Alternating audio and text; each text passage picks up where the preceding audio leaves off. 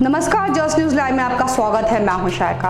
उत्तर प्रदेश के कानपुर में एक और बड़ी वारदात, लेकिन इस बार न किसी पुलिस वाले का शूट आउट और ना ही किसी दुर्दांत अपराधी का एनकाउंटर।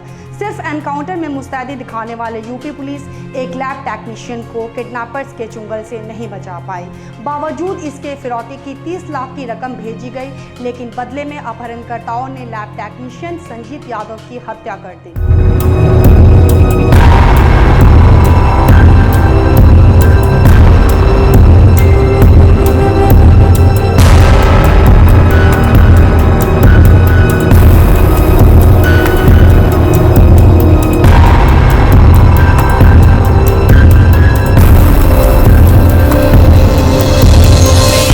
का पैसा था, जो ज्वेलरी थी वो भी सब हमें हमारा भाई चाहिए था। आज मेरे साथ किया, फिर किसी बहन के साथ मेरा पैसा भी चला गया, मेरा भाई भी मेरे हाथ नहीं लगा। कानपुर के बरा से 22 जून को लैब टेक्नीशियन संजीत यादव का अपहरण फिरौती के लिए उसके दोस्त ने अपने साथियों के साथ मिलकर किया था। अपहरण करने वालों ने 30 लाख रुपए की मांग की थी। पुलिस के भरोसे पर परिवार गहने जेवर बेचकर 30 लाख की फिरौती जुटाता है।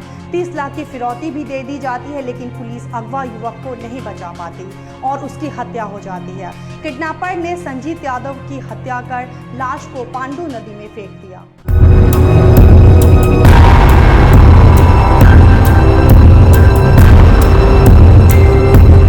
संजीत यादव के परिजनों ने पुलिस पर गंभीर आरोप लगाए हैं। संजीत की बहन ने कहा कि पुलिस के कहने पर ही उन लोगों ने फिरौती के लिए 30 लाख रुपए का इंतजाम किया और फिरौती के लिए 30 लाख रुपए भिजवाए गए, और अब ये बात सामने आ रही कि किडनैपर तक फिरौती की रकम पहुंची ही नहीं। पैसा मेरा मकान भी बेचा था, मेरी शादी का पैसा था, जो ज्वेलरी थी वो भी सब हमें हमारा भाई चाहिए था। हमने मैडम से कहा था, मैडम हम कुछ व्यवस्था कर ले, तो मैडम बोली यहाँ जाइए, आप अपनी व्यवस्था करिए जाके। पुलिस ने भी किसी तरह की फिरौती की रकम मिलने से इनकार किया है। फिरौती की धनराशि उनके द्वारा इकट्ठा की गई थी, उसको एक बैग में भर के दिया गया था। बावजूद इसके उनका भाई वापस नहीं आया है।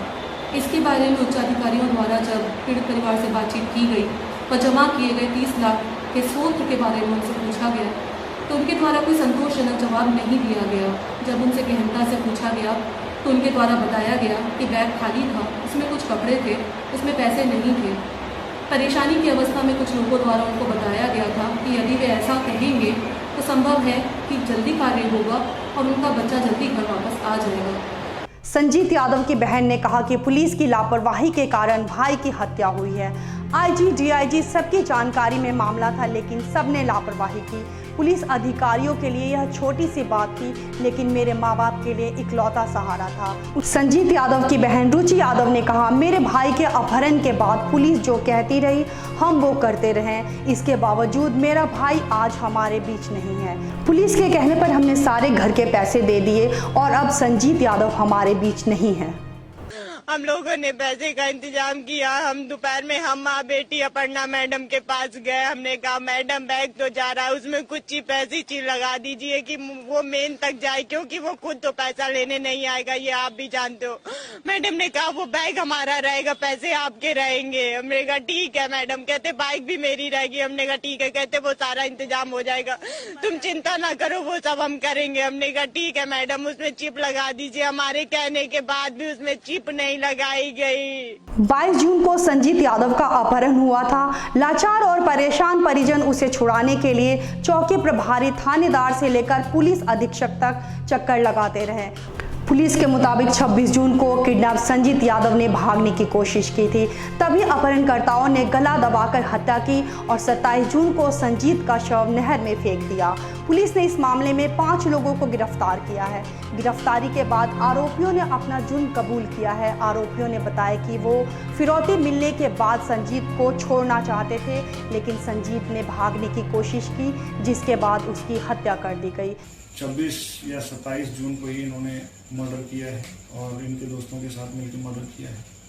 और उनके पांडु नदी में उनको मतलब बॉडी डिस्पोज कर दिया गया है, ऐसी जानकारी मिली है। हैरानी की बात यह है कि फिरौती की रकम की मांग संजीत यादव की हत्या के बाद की गई।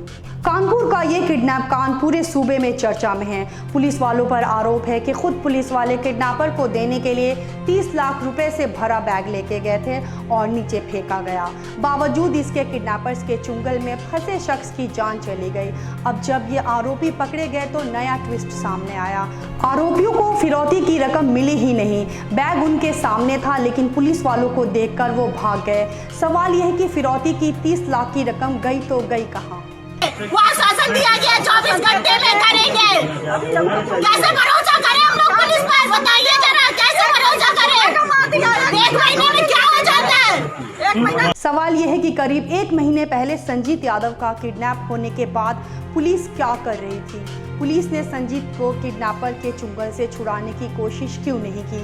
क्या इतनी लाचार है यूपी की पुलिस? क्या सिर्फ एनकाउंटर करने के लिए आगे रहेगी यूपी की पुलिस? इस बीच कानपुर में लैब टेक्नीशियन संजीत यादव के अपहरण और हत्या के मामले में यूपी के सीएम योगी आदित्यनाथ ने बड़ी कार्रवाई की है। सीएम योगी ने आईपीएस अफसर अपर्णा गुप्ता, तत्कालीन डिप्टी एसपी मनोज गुप्ता समेत 11 पुलिस अधिकारियों को सस्पेंड कर दिया है। साथ ही फिरौती के पैसे की जांच के आदेश दिया गया है। इन पुलिस अफसरों के निलंबन पर संजीत यादव की बहन ने कहा कि इन लोगों के निलंबन से कुछ नहीं होने वाला है। आज इन्होंने मेरे साथ ऐसा किया, लेकिन किसी और के साथ करेंगे, कल कोई और बहन रोएगी। सभी पुलिसकर्मियों को जेल भेजा जाए, मेरे भाई के हत्यारों को फांसी दी जाए। हम उनको नहीं छोड़ेंगे, हम कानून के हवाले नहीं करेंगे उनको। कानून कुछ दिन कारागार में डालेगी, फिर छोड़ देगी। आज मेरे साथ किया, फिर किसी बहन के साथ करेंगे। संजीत यादव की बहन ने कहा, अगर शुरू से पुलिस ने मेरी बातों पर गंभीरता दिखाई होती तो आज यह दिन नहीं देखना पड़ता। मेरे माँ बाप का इकलौता सहारा था। जितने हत्यारे दोषी हैं उतने ही पुलिस वाले भी दोषी हैं। अगर यह पकड़ लेते तो हत्या नहीं होती। कानपुर की इस वारदात के बाद यूपी का राजनीतिक पारा भी गर्म हो गया। कांग्रेस और समाजवादी पार्टी ने योगी सरकार पर जमकर हमला बोला है। कांग्रेस महासचिव प्रियंका गांधी ने भी योगी सरकार पर जमकर निशाना साधा। कानपुर के इस किडनैपिंग और हत्याकांड में अभी बहुत से राज खुलने बाकी है, लेकिन बड़ा सवाल यह है कि क्या पीड़ित परिवार को इंसाफ मिल पाएगा?